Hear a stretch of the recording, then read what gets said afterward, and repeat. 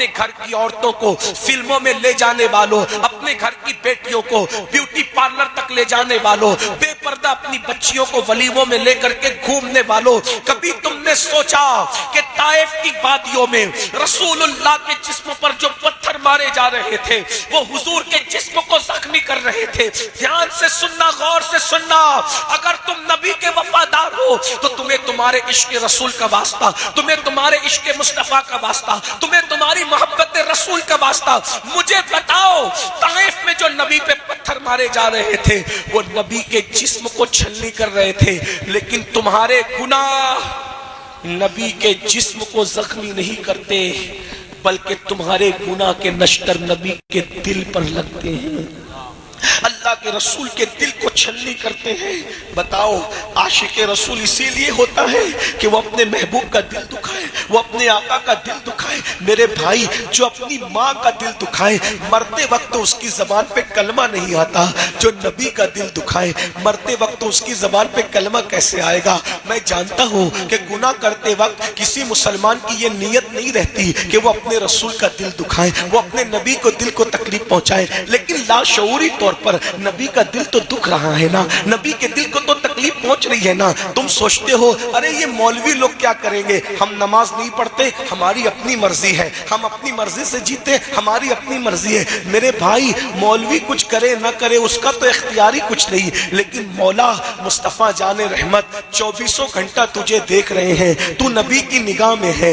आका अलैहिस्सलातु व तस्लीम जब तुझे गुनाह करते देखते होंगे तो हुजूर के दिल पे क्या गुजरती होगी? इसी दिन के लिए मैंने पत्थर खाए थे, इसी दिन के लिए मेरे दांत मैंने शहीद करवाए थे, इसी दिन के लिए मेरे घुटने जख्मी हुए थे, इसी दिन के लिए जो है मैंने इतने दुख उठाए थे, इतनी तकलीफें उठाई थी। और फिर याद रखना, यहाँ तो हुजूर तुम्हें कुछ नहीं कह रहे हैं, यहाँ हुजूर का दिल दुखी हो रहा है, हुजूर के दिल पे नश्तर लग रहे हैं। बल्कि एक बात मुझे याद आई, एक नवाब साहब हजाम की कुर्सी पे बैठ के दाढ़ी मुंडा रहे थे, तो अल्लाह अकबर, एक मजजूब वहां से गुजरे तो उन्होंने कहा नवाब साहब दाढ़ी छील रहे हो? तो नवाब साहब शायर थे, नवाब साहब ने अपनी धुन में शायराना अंदाज में जवाब दिया उस मजजूब बुजुर्ग को कि बाबा दाढ़ी ही तो छील रहे हैं, किसी का दिल थोड़े छील रहे हैं। तो उस मजजूब ने रोते हुए कहा था, अगर तुझे पता होता कि तू किसका दिल छील रहा है, अरे तेरे चेहरे पे चलने वाला वस्तरा तेरे चेहरे पे बाद में चलता है, पहले ये रसूलुल्लाह को अज़ियत पहुंचाता है। मेरी कौम के जवानों, तुम्हें क्या हो गया? जो तुम्हें एक गिलास पानी पिलाता है, जो तुम्हें नौकरी देता है, तुम उसके मशकूर होते हो। जिस नबी ने खुदा का पता दिया, जिस नबी ने तुम्हें कुरान दिया, जिस नबी ने तुम्हें इस्लाम दिया, मेरे भाइयों, हुजूर के दिल में हमारी मोहब्बत कितनी है। अरे हम पैदा भी नहीं हुए थे, हमारे लिए पूरी पूरी रात हुजूर दुआ करते थे, रब्बे हबली उम्मती, रब्बे हबली उम्मती। वो रसूल जो जाने वफा है, उनको छोड़कर तुम अदाकारों के चक्कर में पड़े हो, अदाकाराओं के चक्कर में पड़े हो। बताओ, क्या हमारे घर में दीन है? बेटियों को देख लो, बेटों को देख लो, दीन हमारे घर में कहाँ है? सुबह उठते हो तो मोबाइल खोल करके पिक्चरें देखते हो, रात को पिक्चरें देखते हो, फिल्में देखते हो। नबी का जिक्र कभी किया?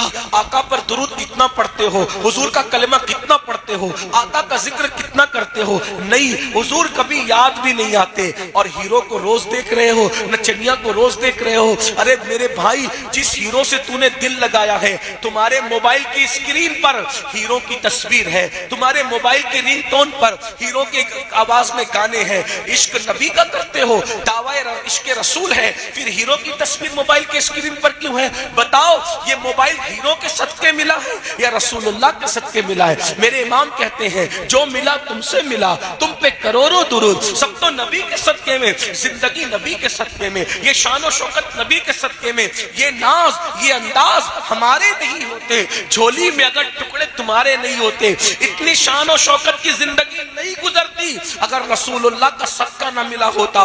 नबी के सदके में नेमतें मिलती हैं और दिल नचनियों से लगाते हो।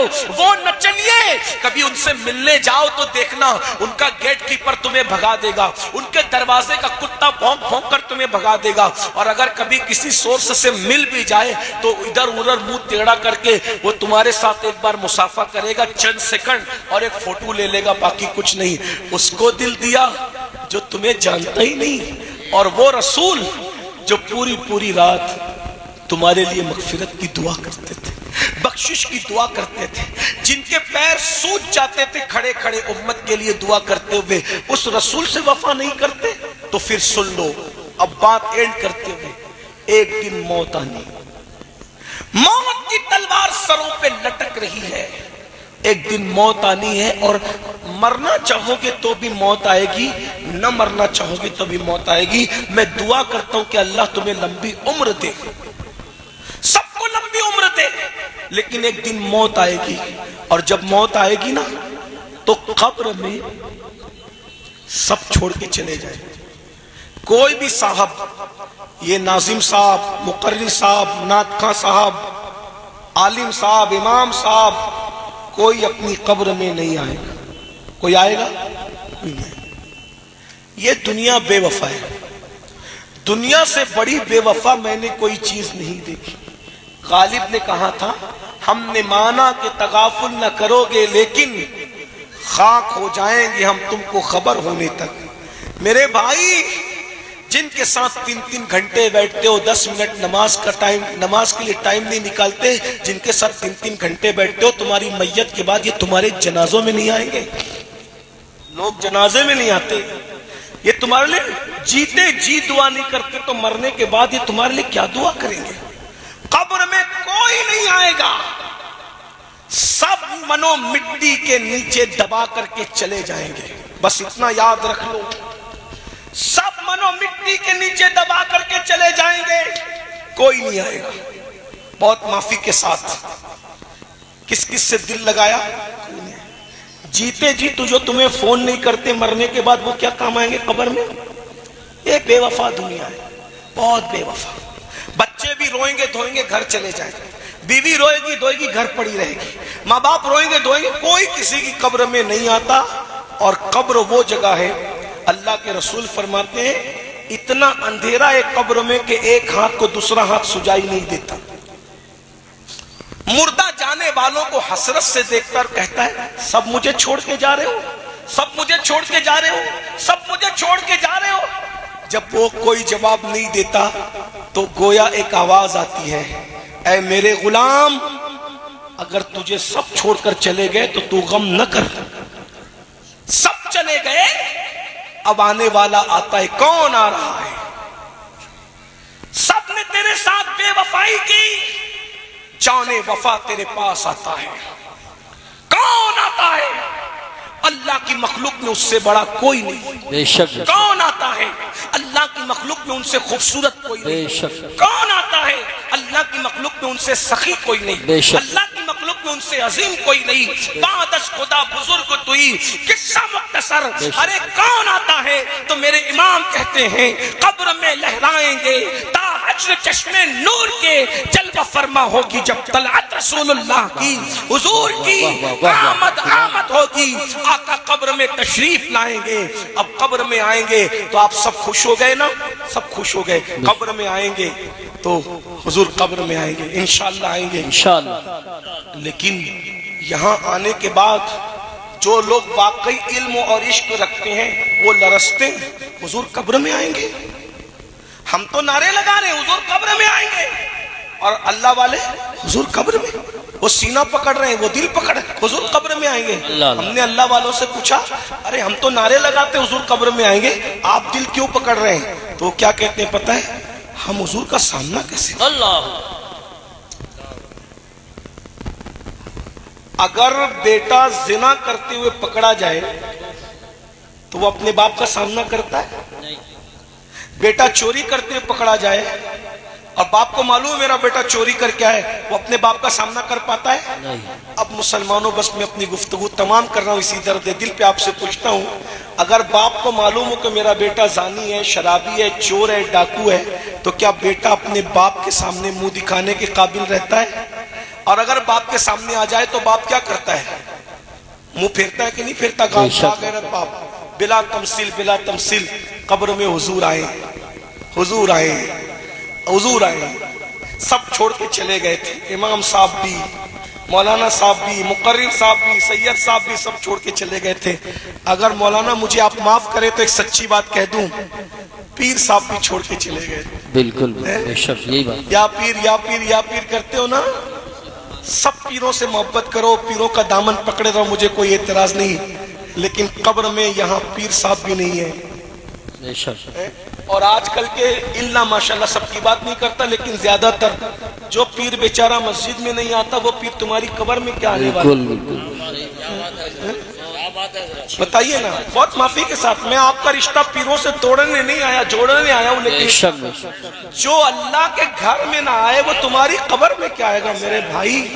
جو عورتوں سے پیر دبوائے وہ خود جہنم کا ایندھن بنے گا میرے بھائی, وہ کیا آئے گا میرے بھائی.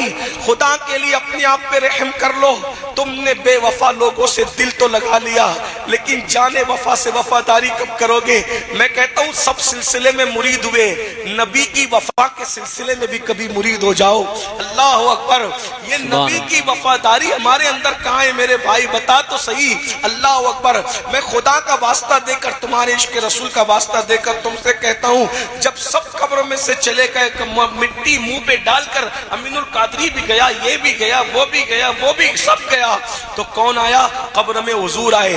اب بتاؤ, حضور آئے, حضور تو قبر چمکانے آئے, حضور تو جنت کے باغوں میں سے باغ بنانے آئے, حضور تو تھپکیاں دے کے سلانے آئے. میرے امام کہتے ہیں ماں جب ایک لوتے کو چھوڑے آ کہہ کے بلاتے یہ ہیں, باپ جہاں بیٹے سے بھاگے لطف وہاں فرماتے یہ ہیں, بندے کو مرقد میں تھپک کر میٹھی نیند سلاتے یہ ہیں, ٹھنڈا ٹھنڈا میٹھا میٹھا پیتے ہمیں پلاتے یہ ہیں, قصر دنا تک کس کی رسائی, جاتے یہ ہیں آتے یہ ہیں. بولو نبی اپنے امتیوں کو قبر میں تھپکیاں دے کے سلاتے ہیں. ارے جب ماں تھپکیاں دیتی ہے تو سونے میں اتنا مزہ آتا ہے, جب نبی کے نرم نرم ریشم سے زیادہ نرم ہاتھ, مشک سے زیادہ خوشبودار ہاتھ جب امتی کو قبر میں تھپکیاں دیں گے تو کیسے سکون کی نیند آئے گی. تاج الشریعہ کہتے ہیں نبی کے سلائے ہوئے کو کون اٹھا سکتا ہے, کہتے ہیں میں مروں تو میرے مولا یہ ملائکہ سے کہہ دے, میں مروں تو میرے مولا یہ ملائکہ سے کہہ دے, کوئی اس کو مت جگانا ابھی آنکھ لگ گئی ہے,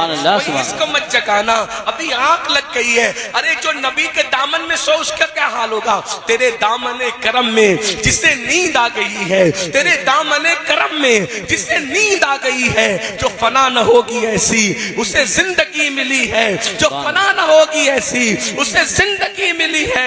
لیکن یہ کون نبی کے دامن میں سوئے گا؟ نبی کس کو تھپکیاں دے کے سلائیں گے؟ جو نبی کا وفادار ہوگا, جس نے داڑیاں منڈا کر کٹروں میں پھکوائی ہوگی اور نبی کا دل دکھایا ہوگا, جس نے نمازوں کے وقت میں مسجد کے زینوں پہ بیٹھ کے موبائل کے گیم کھیلے ہوں گے. اللہ اکبر. جس نے نبی کے دشمنوں کے ساتھ رشتہ داریاں کی ہوگی, نبی کے گستاخوں کو اپنی بیٹیاں دی ہوگی, ان سے بیٹیاں لی ہوگی, جن کی بیٹیاں بیوٹی پارلروں میں سجنے دھجنے کے لیے گئی ہوگی, ان کے ساتھ کیا ہوگا؟ کیا ان کو بھی نبی تھپکیاں دے کے سلائیں گے؟ میں ان کو نبی کا غدار تو نہیں کہہ رہا ہوں, لیکن یاد رکھو, غور سے سن لو, نبی قبر میں آئے. تصور کرو, باپ چلا گیا, بھائی چلا گیا, ماں چھوٹ گئی, بچے چھوٹ گئے, سب چھوٹ گئے. کس کا سہارا تھا؟ بولو کس کا سہارا تھا؟ حضور کا سہارا. اب حضور قبر میں آئے اور آپ کو اور ہمیں دیکھا. اللہ نہ کرے, اللہ نہ کرے, ہزار بار نہ کرے, اللہ کسی دشمن کو بھی وہ دن نہ دکھائے, اللہ کسی دشمن کو بھی وہ دن نہ دکھائے. کس کا سہارا رہ گیا؟ اے بے قصوں کے آقا اب تیری دعائیں, صرف حضور کا سہارا ہے, باقی سب سہارے چھوٹ گئے. ایسے میں حضور سے آنکھیں ملی اور حضور نے دیکھا اور کہا اچھا تو ہی تھا سود کے دھندے کرتا تھا, اللہ بیاج کے دھندے کرتا تھا, تو نے میرا فرمان نہیں سنا تھا کہ جس نے سود کا بیاج کا ایک لقمہ کھایا گویا اس نے اپنی ماں کے ساتھ 36 مرتبہ زنا کیا. اللہ اکبر, اللہ. تو ہی تھا نماز کا مذاق اڑاتا تھا, تو ہی تھا جو مسجدوں کے دروازے پہ بیٹھ کے گیم کھیلتا تھا لیکن تجھے مسجد میں جانے کی توفیق نہیں تھی, تو ہی تھا جو اوور اسمارٹ بننے کے لیے چہرے سے داڑیاں مڈا مڈا کر گٹروں میں پھینکواتا تھا, تو ہی تھا جس نے شریعت کو پیٹ کے پیچھے ڈال رکھا تھا. اور ایسے میں حضور جلال میں آئے, غصے میں آئے. اللہ نہ کرے, اللہ نہ کرے, غضب سے ان کے خدا بچائے, جلال باری عتاب میں ہے. اللہ اکبر. حضور جلال میں آ جائیں, غصے میں آ جائیں اور منہ پھیر کر, چہرہ پھیر کر, رخ انور پھیر کر تیری قبر سے جلال میں غصے میں واپس چلے جائیں. مجھے بتاؤ میرے بھائی, بس اتنی بات میں تمہیں اتنی دور سے کہنے کے لیے آیا تھا, اگر اللہ نہ کرے حضور چہرہ پھیر لیں تو پھر دنیا میں اور آخرت میں مجھے اور آپ کو کون بچائے گا؟ اپنے آپ پہ رحم کر لو.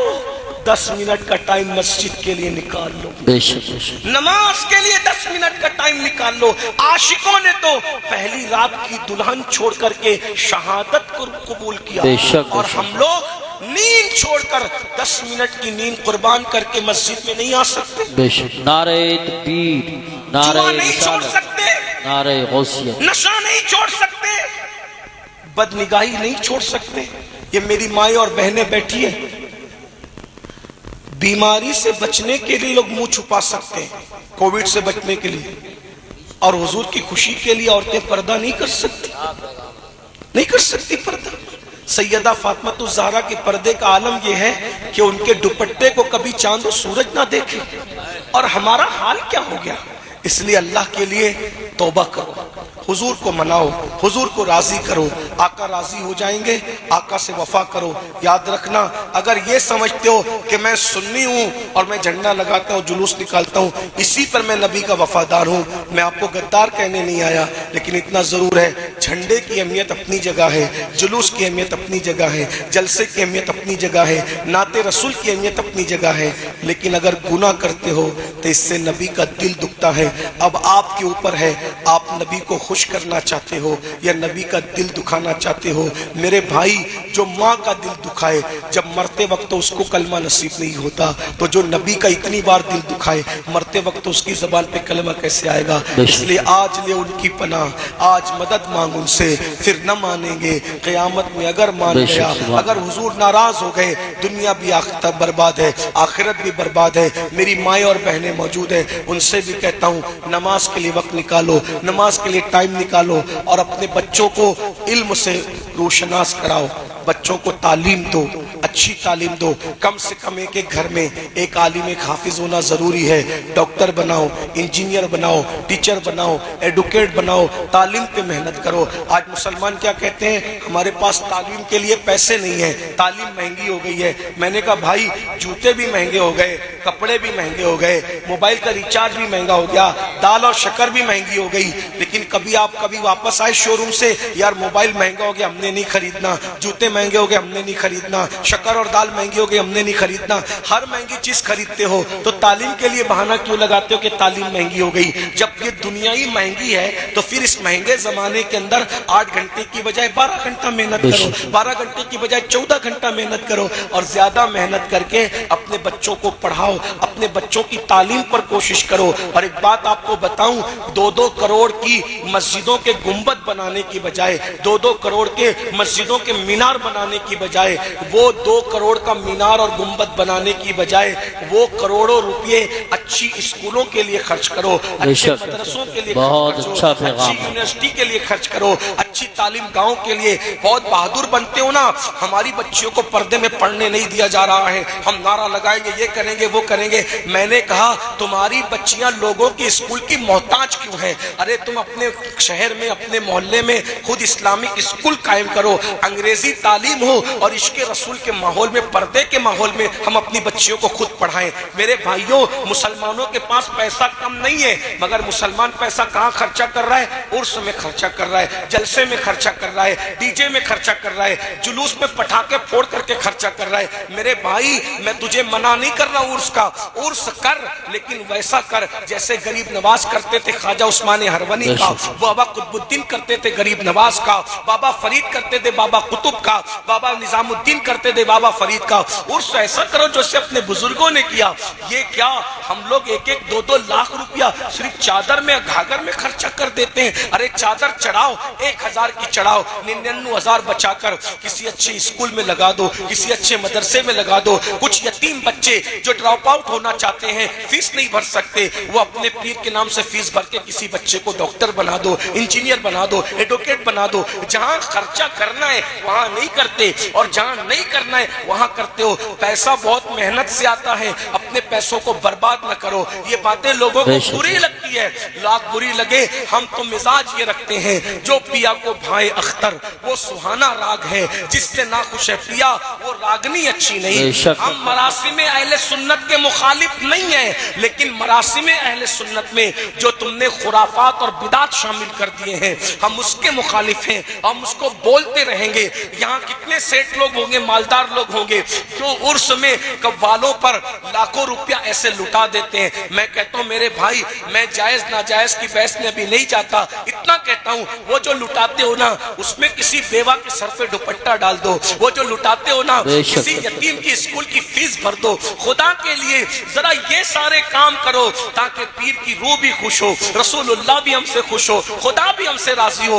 वगरना अपनी मर्जी से जियोगे तो फिर अपनी मर्जी है। कुरान कहता है इन्ना बत्शा रब्बिका लशदीद, तेरे रब की पकड़ बड़ी सख्त है। इसलिए अगर राजी करना है अल्लाह रसूल को राजी करो, दीन पर अमल करो। और एक बात का हमेशा ख्याल रखना, मेरा उठने वाला कदम मेरे नबी को खुश करेगा या नाराज करेगा, इसके साथ जिंदगी जियो। कुरान कहता है वल्लाहु व रसूलुहु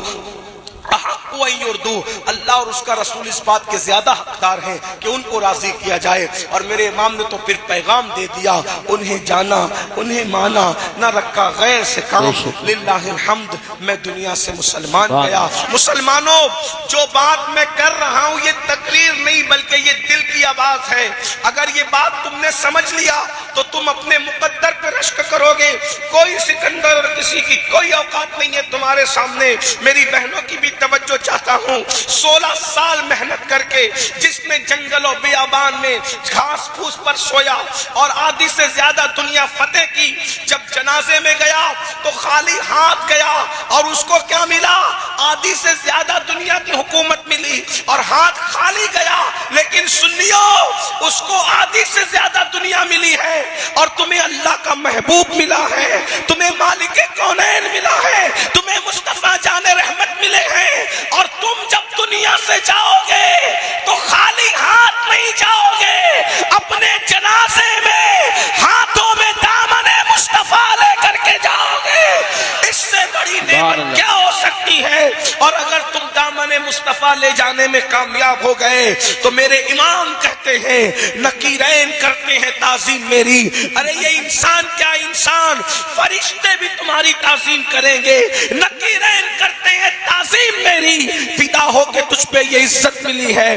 किस बुनियाद पर? तुम्हारे हाथों में दामने मुस्तफा अगर रह गया, जनाजे में तुम दामने मुस्तफा ले गए, फरिश्ते तुम्हारी ताजीम करेंगे, तुम्हारी कब्र जन्नत के बागों में से बाग बन जाएगी। अगर उलमा बैठे हुए हैं पीछे तो मैं उनकी तवज्जो चाहता हूं दुआ लेने के लिए। तुम्हें जन्नत में जाने की जरूरत नहीं है, जन्नत तुम्हारी कब्र में सिमट आएगी और तुम्हारी कब्र जन्नत के बागों में से बाग बन जाएगी। ये कब होगा? जब तुम नबी से वफा कर लोगे, रसूलुल्लाह से वफा कर लोगे। तुम सबके सब आशिक़े रसूल है। अब बस एक बात करके बात पूरी कर लेना है, जितनी देर में आप समझ लें। अल्लाहु अकबर। नबी से वफा किसे कहते हैं? नबी ये पाक से वफादारी का मतलब क्या है? तुम सब आशिक़े रसूल हो ना मेरे भाई, तो अब बताओ रसूलुल्लाह से हमें वफा करना है, अल्लाह हमारा होगा अगर हमने नबी से वफा कर ली। इकबाल ने तक कहा था कि मोहम्मद से वफा तूने तो हम तेरे हैं, कि मोहम्मद से वफा तूने तो हम तेरे हैं। अरे ये जहां चीज है क्या, लौहो कलम तेरे हैं। तुम रोजी रोटी के लिए परेशान हो, खुदा तुम्हारा हो जाए अगर तुम नबी से वफा कर लो। अरे तुम अल्लाह अकबर बिटिया की शादी के लिए परेशान हो, खुदा तुम्हारा हो जाए अगर तुम नबी से वफा कर लो। अल्लाह अकबर। ये नौकरियां क्या चीज है, दुनिया तुम्हारी गुलाम बन जाए अगर तुम नबी से वफा कर लो। नींद की गोली खा करके तुम्हें नींद नहीं आती, नींद क्या चीज है, जन्नत تمہارے پاس سمٹ آئے. اللہ اکبر. اگر تم نبی سے وفا کر لو میرے بھائی, نیند کیا چیز ہے, کیا آپ نے نہیں سنا؟ اللہ اکبر. وہ بغداد کا بہلول جسے دنیا بہلول دانا کہتی ہے, وہ دیوانہ گھروندہ بنا کر جنت بھیجتا ہے بادشاہ کی بیوی کو. اللہ اکبر. نبی کی وفا کتنی بڑی چیز ہے. اب یہاں ایک سوال پیدا ہوتا ہے, آپ سب سے معافی چاہتے ہوئے, کیا ہم نبی کے وفادار ہیں؟ میلاد منانے والوں, 1500 سالہ جشن منانے والوں, قمقمے لگانے والوں, جھنڈے لگانے والوں, اپنے گھروں کو سجانے والوں, مجلسہ سجانے والوں, مرید ہونے والوں, قادری, برکاتی, رضوی, اشرفی, چشتی, وارسی, مداری سب بننے والوں, کیا ہمارے اندر وفاداری ہے نبی کی؟ یاد رکھنا, اگر نبی کی وفاداری ہے تو تم قادری ہو, ورنہ تم قادری کہلانے کے حقدار نہیں ہو. اگر تم نبی کے وفادار ہو تو تم چشتی ہو, ورنہ تم چشتی کہلانے کے حقدار نہیں ہو. اگر تم نبی کے وفادار ہو تو تم مداری ہو, ورنہ تم مداری کہلانے کے حقدار نہیں ہو. اگر تم نبی کے وفادار ہو تو تم رضوی ہو, ورنہ رضوی کہلانے کے حقدار نہیں ہو. آپ کہیں گے امین القادری یہ نبی کی وفاداری کیا ہوتی ہے؟ میں اس کو ایک مثال سے سمجھاتا ہوں اور بات پوری ہوگی, کیونکہ بات ہو چکی. 1.25 گھنٹہ جب نبی کی نعت ہوئی تو بات ہو گئی. اس لیے کہ ذکر نظم میں کیا جائے یا نثر میں کیا جائے, ذکر ہوتا ہے, محبوب کا ذکر ہوتا ہے. اللہ اکبر. اللہ اللہ. اب یہاں 2 سوال کرنا ہے مجھے آپ سے, کیا ہم نبی کے وفادار ہیں؟ اللہ اکبر. مثال کے ذریعے سمجھو. ایک بندہ ہے, توجہ کرنا, بہت دھیان سے سننا, میں دیکھ رہا ہوں آپ لوگ بہت توجہ سے سن رہے ہو, اور یاد رکھنا تقریر اتنی توجہ سے نہیں سنی جاتی, دل کا درد ہی سنجیدگی سے سنا جاتا ہے. جب کوئی دل کا درد بیان کرتا ہے تو آدمی کان لگا کے سنتا ہے, کیا کہہ رہا ہے ذرا سنو تو صحیح, بعد میں نتیجہ نکالیں گے. اللہ اکبر. توجہ کرنا میرے بھائیوں. ایک بندہ ہے, کیا ہم نبی کے وفادار ہیں؟ ہاں یا نہیں کچھ مت بولنا, صرف سننا, بس آج سننا ہے آپ کو, کچھ نہیں کہنا ہے. اللہ اللہ. کیا ہم نبی کے وفادار ہیں؟ ایک بات کہوں, اگر نبی کے وفادار ہو جاؤ گے نا تو نبی تمہاری میت کے دن تمہارے گھر تمہیں لینے آئیں گے. یہ ایک ایک جملے کا ذمہ دار میں ہوں, ایک ایک جملے کا ذمہ دار میں ہوں. جس کو ثبوت چاہیے میں حوالہ بھی پڑھ دوں گا. ابھی حوالہ اس لیے نہیں پڑھ رہا ہوں ساتھ ساتھ کہ تقریر نہیں ہو رہی, دل کا درد ہو رہا ہے, بربط دل پر عشق کے تار چھیڑ رہا ہوں. اگر مائک والا بھیا یہاں موجود ہے, اس سے گزارش ہے کہ تھوڑا سا مائک کی آواز اگر وہ کھول دے گا تو اللہ تبارک و تعالیٰ اس کے رزق کو کھول دے گا انشاءاللہ, اس کے سوئے مقدر کو کھول دے گا انشاءاللہ. مائک بہت اچھا ہے لیکن تھوڑی سی آواز کھل جائے. تو عرض یہ کر رہا تھا, کیونکہ یہ بات تھوڑی کھلے فضا میں کہنے کی ہے جو اب میں کہنے جا رہا ہوں. کیا ہم نبی کے وفادار ہیں؟ اگر ہم نبی کے وفادار ہو جائیں, لوگ کہتے ہیں نبی قبر میں تشریف لاتے ہیں, میں نے کہا آتے سب کی قبر میں, لیکن جو وفادار ہوتا ہے مرنے سے پہلے حضور اس کے سرہانے ہوتے ہیں, اس کو لینے خود آتے ہیں. اب بتاؤ جس کو لینے رسول اللہ آئے اس کو قبر کا خوف کیا ہے؟ بلکہ میں تو کہتا ہوں یوسف علیہ السلام کو دیکھیں تو انگلیاں کٹنے کا درد نہ ہو, جانے یوسف سامنے ہو تو روح نکلنے کا مزہ کیا ہوگا. میرے امام کہتے ہیں جان تو جاتے ہی جائے گی قیامت یہ ہے, جان تو جاتے ہی جائے گی قیامت یہ ہے. اب یہاں مرنے پہ ٹھہرا ہے نظارہ تیرا, اب یہاں مرنے پہ ٹھہرا ہے نظارہ تیرا. غور کیجئے گا, جو نبی کے وفادار ہوتے ہیں نبی ان کو لینے تک آتے ہیں. اللہ اکبر. پھر قبر میں اس کو بعد میں اتارا جاتا ہے, پہلے رسول اللہ اس کی قبر میں خود تشریف لاتے ہیں, اس کے اترنے سے پہلے حضور آتے ہیں اس کو سہارا دینے کے لیے. کوئی وفادار ہو کر تو دیکھے, بس اتنی سی بات ہے. تو کیا ہم نبی کے وفادار ہیں؟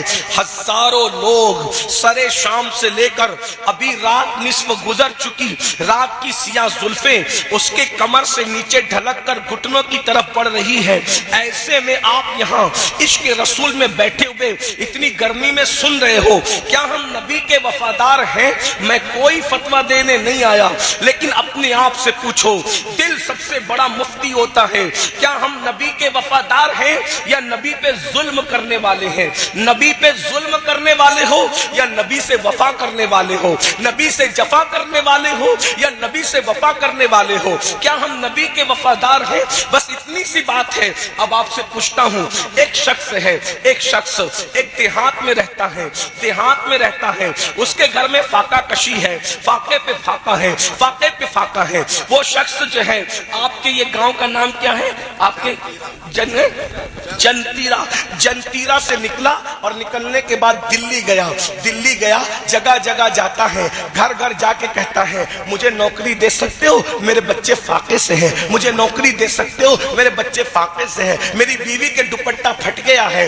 اس کو پہننے کے لیے کپڑے نہیں ہیں۔ مجھے گھر گھر جاتا ہے اور دھکے کھاتا ہے، اور غور سے سننا، گھر گھر جاتا ہے، دھکے کھاتا ہے، گھر گھر جاتا ہے، دھکے کھاتا ہے۔ ایسے میں پھر اس کو نوکری ملتی ہے، وہ محنت کرتا ہے، محنت کر کے خوب مال کماتا ہے، اور جب مال کماتا ہے تو دلی میں اس کا بہت بڑے پوش علاقے کے اندر ایک محل بن جاتا ہے۔ اس کے 2 بیٹے ہوتے ہیں، ایک بیٹا اس کی کمائی ہوئی دولت کو نکالتا ہے اور نکال کے لے جا کر زنا کے اڈے پہ لے جا کر کے خرچ کرتا ہے، وہ رقم کو نکالتا ہے، نکال کر اس کی سگریٹ پیتا ہے، اس کے پٹاخے پھوڑتا ہے، اس کے ڈی جے لگاتا ہے، نچنیوں پہ خرچ کرتا ہے، مجروں پہ خرچ کرتا ہے، گانوں پہ خرچ کرتا ہے۔ ایک بیٹا ایسا ہے، دوسرا بیٹا کہتا ہے نہیں، میرے باپ نے بہت محنت سے کمایا ہے، میرے باپ کا پسینہ ماتھے سے جو ہے وہ پیر تک آیا ہے، تب کہیں جا کر یہ بلڈنگ بنی ہے، تب کہیں جا کر یہ بنگلہ بنا ہے،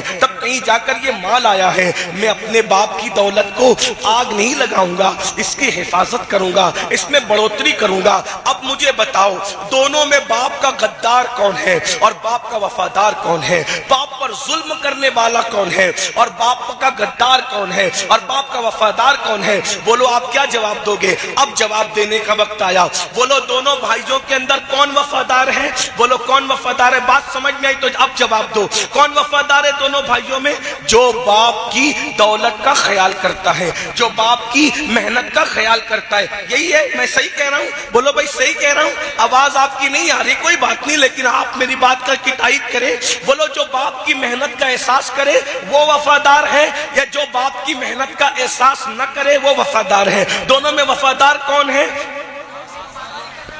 آخری تک بولو کون ہے وفادار؟ آپ جواب دیں گے سب، کون وفادار ہے؟ جو باپ کی، ظاہر سی بات ہے آپ کے پاس مائک نہیں ہے، لیکن اگر آپ جواب دیں گے تو یہاں تک آواز آئے گی، سب مل کے بولو۔ بولو باپ کا وفادار کون ہے؟ جو باپ کی محنت کا خیال کرتا ہے، اور جو باپ کی محنت کو خیال نہیں کرتا وہ باپ پر ظلم کرتا ہے، باپ کا غدار ہے تو باپ ہی کا بیٹا مگر غدار ہے۔ اگر اتنی بات تمہارے سمجھ میں آ گئی، سب سمجھ گئے، اس کو یہیں چھوڑ دو، اس مثال کو ملانے کے لیے نہیں کہا، سمجھانے کے لیے کہا۔ اب بتاؤ، تمہارا باپ در در بھٹکتا ہے، تب جا کر کے دولت آتی ہے، اب بلا تمثیل کروڑوں بار بلا تمثیل نبی زمین پر کیوں آئے؟ قرآن کہتا ہے هو الذی ارسل رسولہ بالہدی ودین الحق لیظہرہ علی الدین کلہ ولو کرہ المشرکون۔ یہ وہ اللہ ہے، بلکہ وہ وہی ہے جس نے دین حق کے ساتھ اپنے رسول کو بھیجا۔ اور رسول کیوں آئے؟ لیظہرہ علی الدین کلہ، تاکہ دین حق غالب آ جائے، دین حق کو غلبہ نصیب ہو جائے۔ یعنی میرے اور تمہارے رسول نے اس دین کو، یہ جو چھوٹا سا دیہات ہے جس کا نام بھی مجھے یاد نہیں رہ پا رہا ہے، اس چھوٹے سے دیہات میں اگر نماز پہنچی ہے، اگر قرآن پہنچا ہے، اگر اسلام پہنچا ہے، تو یہ میرے نبی کی محنتوں کا نتیجہ ہے۔ ارے باپ کی محنتوں کو یاد رکھنے والوں، تمہیں رسول پاک کی محنت یاد ہے؟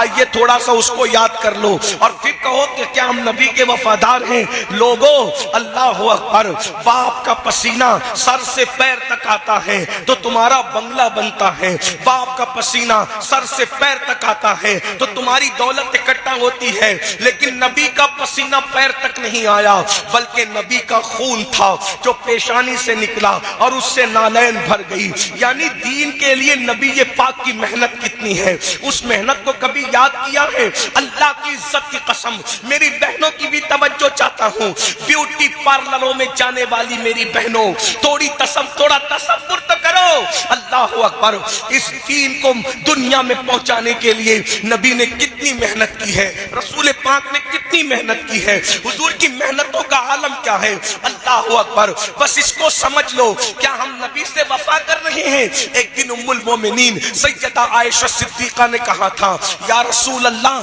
آپ کی زندگی کا سب سے مشکل دن کون سا ہے؟ آپ کی زندگی کا سب سے مشکل دن کون سا ہے؟ پھر خود ہی جواب دیتی ہے, سوال بھی خود ہی کرتی ہے, جواب بھی خود ہی دیتی ہے. کہتی یا رسول اللہ, آپ کی زندگی کا سب سے مشکل دن احد کا دن ہے نا. اللہ اکبر. چونکہ وہ دن اپنی آنکھوں سے دیکھ چکی تھی. اللہ اللہ. ام المومنین کہتی ہے احد کا دن سب سے مشکل دن تھا نا آقا. آقا فرماتے نہیں عائشہ, حالانکہ عائشہ صدیقہ ام المومنین نے احد کا دن دیکھا تھا. احد کا دن کتنا مشکل تھا. اللہ اکبر.